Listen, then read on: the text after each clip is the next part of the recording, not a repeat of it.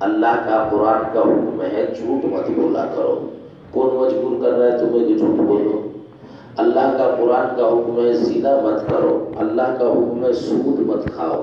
اللہ کا حکم ہے جو ہے کسی کی غیبت مت کرو. اللہ کا حکم ہے کسی سے تنابز بالالقاب نہ کرو. اللہ کا حکم ہے جو ہے عیاشی مت کرو. اللہ کا حکم ہے کسی کے اوپر جو ہے حد سے تجاوز مت کرو. اللہ کا حکم ہے کسی کا مال ناجائز نہ لو. کسی کی آبرو ریزی نہ کرو. کسی پہ قذف اور تہمت نہ لگاؤ. یہ اللہ کے احکام کو روک رہا ہے بھائی. کیا مان رہے ہیں سارے؟ اللہ کا حکم ہے پانچوں ٹائم کی نماز پابندی سے وقت پر بالکل وہ نماز جو ہے پڑھنا نہیں بلکہ نماز کو قائم کرنا ہے. کتاب موقوتا ہے تو نماز پانچوں ٹائم کی پابندی کرو. زکوٰۃ وقت پر ادا کرو. حج ٹائم پر کرو. اور جناب روزے جو ہے پابندی کے ساتھ میں رکھو. اور عورتوں کے ساتھ حسن معاشرت کرو. اور جو ہے گھروں میں لڑائیاں نہ کرو. اور طلاق کی نوبت گھروں میں بالکل نہ آنے دو. قوام بن کے رہو. آپس میں جو ہے بھائی چارے کو عام کرو. ایک دوسرے کی محبت کرو. کون تمہیں بی جے پی والے یا جو ہے RSS والے پکڑ کے لے جا رہے ہیں کہ پڑھ کے سو لی آپ میں پڑھنے مت جانا ہے؟ ارے پڑھنے آؤ تو پابندی سے پڑھنے آؤ. تم کو کون منع کر رہا ہے؟ تو پابندی سے پڑھو. کرتے نہیں، ہم بہانے کرتے ہیں اسباب کے. جو کر سکتے ہیں ہر کام ہر عمر میں نہیں ہوتا. اول عربی میں آدمی جو ہے انتہائی سیکھ میں مبتلا ہے کہ مسلم سمجھ میں کیوں نہیں آگے تھے. کیسے مسلم سمجھ میں آئے گی؟ اسے کہتے ہیں مسلم مت پڑھا کر مفید الطالبین رٹ لے. وہ کہتا بتاؤ مسلم پڑھنے سے منع کرتے؟ حدیث کی کتاب، اللہ کی قسم حدیث کی کتاب سے منع کیا مجھے. اللہ کی قسم حدیث کی کتاب سے منع کیا مجھے. مفتی صاحب نے منع کیا. کیسے کیسے مفتی پیدا ہو گئے. ذلوا فاضلوا فافتوا بغیر علم. ایسے مفتی پیدا ہو گئے. مجھے بخاری پڑھنے سے منع کرتے ہیں. مجھے تو قرآن کی تفسیر پڑھنے سے منع کرتے ہیں. اب اردو کے چرخے مفید الطالبین رٹ لے. نفذ العرب بھی تیرے بس کی نہیں ہے. سمجھے نہیں؟ تو ہر چیز کا ایک ٹائم ہوتا ہے. کبھی تیار ہو تقریر تیاری کرو گے، پہلے 10 دن تیاری کا ٹائم ہے. اور پھر جو ہے اسٹیج پہ جا کے تقریر کرو گے. اب تم پہلے دن تو اسٹیج پہ جا کے تقریر جھاڑ دو اور 10 دن بعد میں یاد کرنا اسے آگے ہے. تو یہ الٹا کرنے سے تم الٹے ہو جاؤ گے یا سیدھے رہو گے؟ تو بہت سے طلبا جو ہے یہ اپنا وقت ضائع کرتے ہیں پڑھنے پڑھانے میں بھی.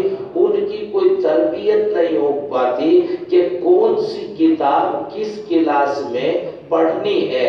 امور خارجیہ اور خارجی کتابوں میں بھی اور داخلی کتابوں میں بھی کس کتاب کو کتنی اہمیت دینی ہے، کس کتاب کے بعد کون سی کتاب پڑھنی ہے، کس مضمون کے بعد کون سا مضمون پڑھنا ہے. تو اس کی ترتیب جو ہے ان کو آتی نہیں ہے. اور بے ترتیب پڑھنے کی وجہ سے وقت چلا جاتا ہے، ہاتھ میں کچھ آتا نہیں. جیسے مفید الطالبین والا بخاری حل کرتا رہے خوب محنت سے، تو وہ نہ مفید الطالبین کا رہا نہ بخاری کا، تو وہ ہو ہی نہیں سکتا تھا. لا الہ الا ولا الہ الا وہ دھوبی کا ہو گیا، اس کا کوئی فائدہ نہیں ہوا. ایک بات یہ ہے. دوسری بات یہ ہے کہ ماحولیات اور سیاسیات اور عالمی پیمانہ یہ جو ہے یہ تمام ان کے بھی اوقات ہیں اور ان کے لیے بھی افراد متعین ہیں. اس وقت تمہارا کام ہے کہ جو دور حدیث میں 10-12 کتابیں ہیں ان کو جتنا چاٹ سکو، جتنا پڑھ سکو، جتنا یاد کر سکو، جتنا حل کر سکو وہ کرو. اصل کام تمہارا یہ ہے اس وقت میں. اب 4 رکعت نماز کی نیت باندھی ہے کہ جناب جزیرۃ العرب میں فلاں مشرک داخل ہوا تو اسے کیسے نکالنا. اسے ابھی نہیں نکالنا، ابھی یہ 4 رکعت پوری کر لے پہلے. سمجھے؟ ابھی 4 رکعت پوری کر پہلے. تو 4 رکعت سے پہلے وہاں جا رہا ہے. تو یہ ہر چیز کا ایک ٹائم ہے نا، عنوان ہے. اب آپ کو عنوان دیا گیا تقریر کا جو ہے کہ تقریر کرو نماز پر. آپ بھیڑوں کی زکوٰۃ بیان کرتے پھر رہے ہیں، بکریوں کی اور اونٹوں کی زکوٰۃ بیان کر رہے ہیں. اونٹوں کی زکوٰۃ کا حکم دیا اور تم جو ہے نماز کی تلقین کرتے پھر رہے. یہ نہیں، عنوان پہ رہو، اپنے عنوان سے باہر تمہارا عنوان ہے یہ 10-12 کتابیں رٹنا، بزم حجت الاسلام میں جا کے 1-2 تقریر سیکھ لینا، اس طرح کا جو اس سے ٹائم بچ رہا ہو تو ہمیں بتا دینا، نصاب کی جو کمی ہے پورتی کریں گے انشاءاللہ۔ اور یہ جو قبل از وقت میں کہا جاتا ہے کہ بیرونی دیگر کاموں میں نہ لگو، یہ ایسا ہی ہے کہ جیسے مفید الطالبین کے بچے کو کہہ رہے ہیں کہ بخاری حل نہ کرو، اس سے منع نہیں، اس کے لیے تمہیں تیار کرنا ہے، تم عالمی بنو گے انشاءاللہ، اور تم جو ہے تم ہی جو ہے فتوحات کرو گے انشاءاللہ۔ اور یہ جو ہے یہ چیلنجز کا سامنا، کون سا زمانہ ہے جب چیلنجز کا سامنا نہیں ہے؟ جب رسول اکرم صلی اللہ علیہ وسلم غار حرا سے نیچے آئے اور ارشاد فرمایا قولوا لا الہ الا اللہ تفلحوا، تو کیا کہا تھا لوگوں نے جو مجمع اکٹھا تھا؟ تبت لک عیاذا باللہ یا محمد الہذا جماعتنا، یہ شروع ہوا تھا، اور یہ زندگی بھر رہنا ہے چیلنج۔ یہ تو چیلنج کس کے سامنے آیا تھا؟ ان سے بڑا تو کوئی آدمی دنیا میں آنا نہیں ہے۔ رسول اکرم صلی اللہ علیہ وسلم کو پہلا اعلان کرتے ہی چیلنج کا سامنا تھا، اور ایک آدمی تنہا اور سینکڑوں کا ہزاروں کا مجمع سامنے تھا، چیلنج شروع ہو گیا، اور وہ چیلنج صبح قیامت تک رہنا ہے۔ اسی چیلنج کی چھاؤں میں زندگی گزارنا، یہ کام ہے آپ لوگوں کا۔ شاہین جو ہے وہ پہاڑوں کی چٹانوں پہ بسیرا کرتا ہے، کرگس بن کے نہ کو سوچو کہ جناب ہمیں تو آرام کی نیند آپ کے اندر سو جانا ہے، پھر جنت میں کوئی فرشتے دھکیل دیں گے، ہم تو ہلنے کے بھی سو کے کیسے اٹھیں گے، تو جنت میں دھکیل دیں گے، وہاں چلے جائیں گے۔ تو شاہی ہے بسیرا کر پہاڑوں کی چٹانوں پر۔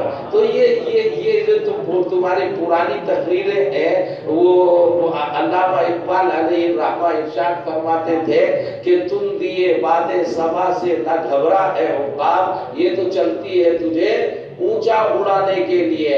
اور وہ جگر کا کیا شعر ہے، وہ طول شب حیات سے نہ گھبرا اے جگر، طول شب حیات سے نہ گھبرا اے جگر، ایسی بھی کوئی شام ہے جس کی سحر نہ ہو، تو سحر تو آئے گی، ایسا نہیں۔ الا ان موعدهم الصبح الیس الصبح بقریب، قرآن نے کیا کہا؟ الا ان موعدهم الصبح الیس الصبح بقریب، تمہیں صبح کے قریب ہونے کا یقین نہیں، لیکن صبح کے قریب ہونے کا یقین کر کے تم رات کو سو ہی نہیں، اولٹ پن ہے تمہارا، سمجھا؟ جلدی سو کے فارغ ہو، صبح کو اٹھنا بھی ہے، تو وقت کی بات ہے۔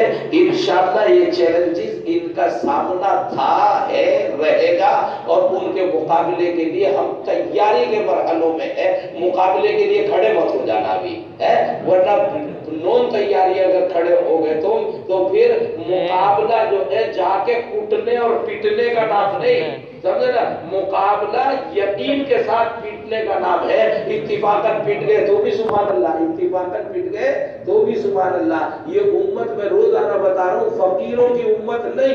حضور صلی اللہ علیہ وسلم نے فرمایا ایسے نہیں کہ یتکففون الناس، یہ منگتوں اور فقیروں کی امت نہیں، مالداروں کی امت ہے، کروڑ پتیوں کی امت ہے، یہ ارب پتیوں کی امت ہے، یہ جو فیکٹری والوں کی امت ہے، یہ دکانداروں کی امت ہے، یہ بزنس مین لوگوں کی امت ہے۔ یا تو خالد بن الحذاء اور ایوب سختیانی اور سعید قطان، ہمارے تو مہندسین جن کے پڑھ رہے ہیں، کوئی روئی والا، کوئی تیل والا، کوئی چمڑے والا، تو والے لوہے والے، پیتل والے، تانبے والے، یہ تو سارے جو ہے اس طرح کے۔ ہاں اگر کبھی فقر و فاقے میں گزارنی پڑ گئی تو بھی سبحان اللہ، تو بھی سبحان اللہ۔ ڈگر سے کروڑ پتی ہونے کی حالت میں جو شکر کی کیفیت تھی، اب شکوے پر نہیں آ جائیں گے، صبر ایوب بھی ہم جانتے ہیں۔ تو اگر ایسا کرنا پڑ گیا، ایسا کرنا پڑ گیا، مگر ایسا کرنا نہیں، اس لیے جو کرنا ہے وہ تیاری کے ساتھ میں کرنا، تقریر کرنی تیاری کے ساتھ، دعوت دینی تیاری کے ساتھ۔ اب تیاری نہ کرو اور جناب کام پہ نکل جاؤ، یہ کام ٹھیک نہیں ہے۔ جو بھی کام کرنا تیاری کے ساتھ۔ ابھی تو روک رہے ہیں ہمیں، فلاں کام سے روک رہے ہیں، فلاں کام سے روک رہے ہیں، فلاں کام سے، ارے کیوں روک رہے ہیں کہ تیاری تیاری تو کر لو پہلے اللہ کے بندو. وہ تمہیں عنوان دیا گیا کہ بھیڑوں کی زکوٰۃ کتنی ہوتی ہے، مچھلیوں کی زکوٰۃ کا کیا طریقہ ہے، ہیرے جواہرات کی زکوٰۃ کتنی نکلے گی. مطالعہ کیا نہیں، مطالعہ بعد میں کر لیں گے، پہلے اسٹیج پہ ذرا مسئلہ بتایا ہے.